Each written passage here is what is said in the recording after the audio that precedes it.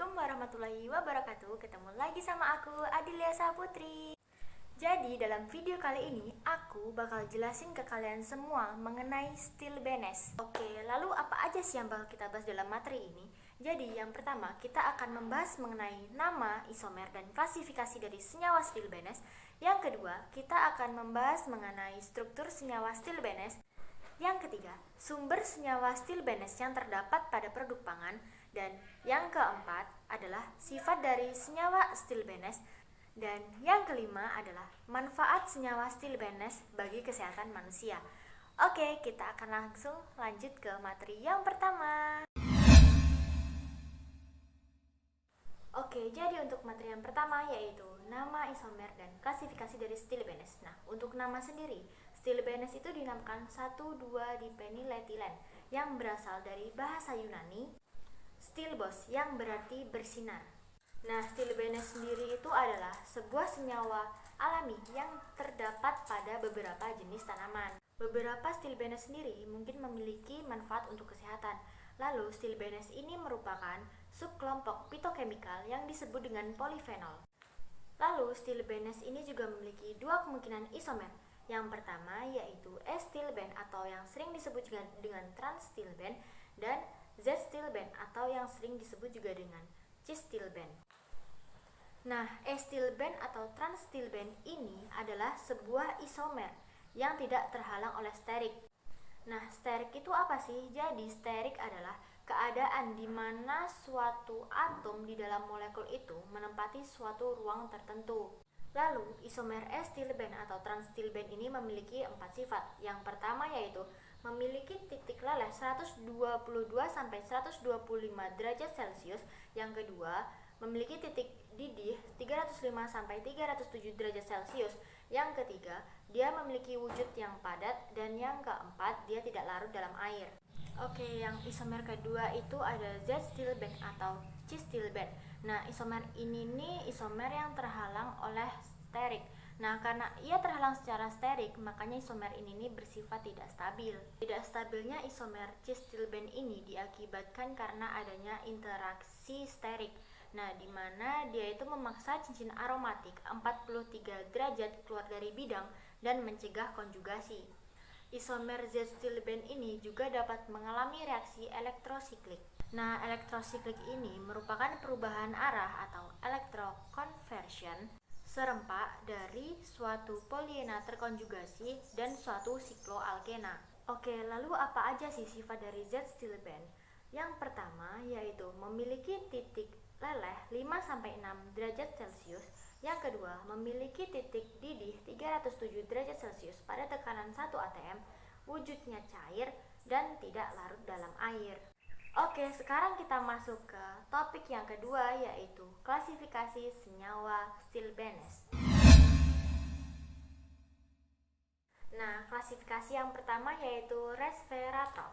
Nah, resveratrol ini adalah salah satu senyawa polifenol yang terdapat dalam tumbuhan dan biasanya itu digunakan dalam bidang medis. Klasifikasi yang kedua yaitu ada phytoalexin. Nah, phytoalexin ini merupakan senyawa antimikroba yang diproduksi de novo dalam tumbuhan untuk melindungi diri dari infeksi jamur dan racun. Yang ketiga ada pterostilben. Nah, pterostilben ini merupakan stilbenoid yang secara kimiawi terkait dengan resveratrol. Oke, selanjutnya kita akan masuk ke struktur senyawa stilben. Jadi, rumus struktur dari senyawa stilben yaitu C14H12. Nah, senyawa stilbenes ini dicirikan secara struktural dengan adanya 1,2-difeniletilen dengan hidroksil yang tersubstitusi pada cincin aromatik dan ada dalam bentuk monomer atau oligomer. Oke guys, sekarang kita lanjut ke sumber senyawa stilbenes yang terdapat pada produk pangan. Nah, untuk resveratrol sendiri itu ditemukan pada kulit anggur, anggur merah, cranberry, blueberry, dan kacang tanah. Nah, kalau untuk phytoalexin ini ditemukan pada tanaman obat spesies Polygenum dan Rhenum. Kalau untuk pterostilben itu ditemukan pada blueberry dan anggur. Oke, kita next ke sifat atau karakter dari senyawa stilben. Nah, untuk sifat yang pertama itu, biasanya stilben memiliki sifat kimiawi dari etilen atau alkina yang terkonjugasi. Yang kedua, stilben dapat mengalami proses fotoisomerisasi di bawah pengaruh sinar matahari. Fotoisomerisasi sendiri merupakan proses utama dalam proses pembuangan bilirubin. Jadi, ketika kita mengkonsumsi produk pangan yang mengandung stilben, ketika kita terpapar sinar UV, maka bilirubin yang tertumpuk pada kulit akan diubah menjadi fotobilirubin, lumirubin, dan produk-produk dari hasil oksidasi bilirubin. Yang ketiga, stilben dapat mengalami reaksi fotosiklisasi, di mana itu merupakan suatu reaksi intramolekuler. Intramolekuler sendiri adalah ikatan yang terjadi antara atom pembentuk unsur atau senyawa, di mana ikatan tersebut tidak dapat putus dengan menggunakan proses fisis atau perubahan yang tidak bisa menghasilkan zat baru. Oke, sekarang kita udah ada di ujung materi nih. Jadi yang terakhir ini kita akan membahas mengenai manfaat senyawa stilben bagi kesehatan manusia.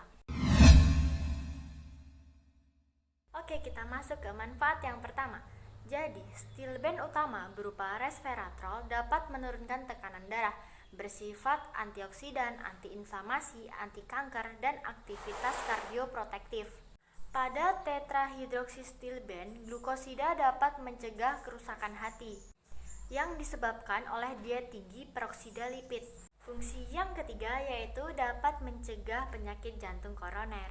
Dan fungsi yang keempat atau fungsi yang terakhir, pterostilben dapat menurunkan kadar lipid dan kolesterol. Nah, sebenarnya masih banyak fungsi dari senyawa stilben ini di dalam tubuh kita. Kalian yang penasaran bisa cari di Google ya lengkapnya. Aku di sini cuma masukin yang utama-utama aja. Oke guys, mungkin segini aja materi yang bisa aku bagi ke kalian. Dan apabila ada kesalahan dalam penyampaian, aku minta maaf.